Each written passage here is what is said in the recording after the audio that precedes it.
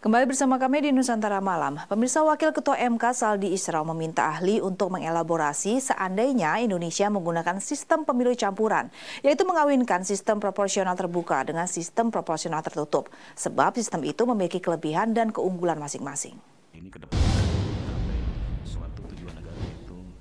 Wakil Ketua MK Saldi Isra menyebut ada tawaran mix sistem dari Hakim Konstitusi Arief Hidayat. Apalagi ada negara yang mengawinkan kedua sistem pemilu itu, yaitu sebagian terbuka dan sebagian tertutup. Di Skotlandia, keterwakilan berbasis perempuan atau gender dan yang harus dipilih secara affirmative action dilakukan menggunakan sistem tertutup. Di luar tujuan itu dilakukan secara terbuka. Saldi juga meminta masukan ahli soal simulasi sistem pemilu yang diubah lebih tepat dilakukan untuk pemilu 2024 atau 2029. Adapun Hakim Konstitusi Arief Hidayat membuat simulasi proporsional terbuka versus proporsional tertutup terhadap kebijakan politik affirmative action terhadap keterwakilan perempuan.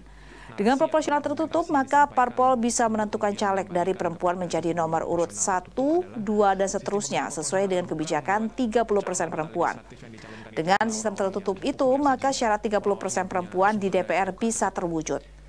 Namun, karena menggunakan sistem proporsional terbuka, yaitu yang menjadi anggota legislatif berdasarkan suara terbanyak, tujuan 30% bisa tidak terwujud.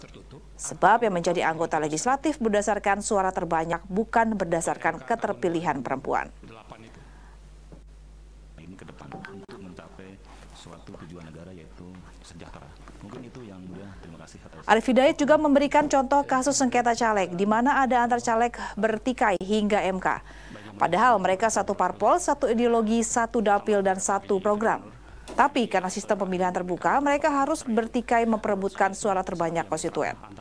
Mendapat pertanyaan tersebut, ahli Dr. Charles Simabura menyatakan ke depan lebih setuju mix system. Namun butuh waktu yang tepat untuk mengubahnya. Selain itu, Charles Simabura menjawab perlu diperkuat peran mahkamah partai. Hal itu menjawab banyaknya pertikaian antar caleg hingga ke MK.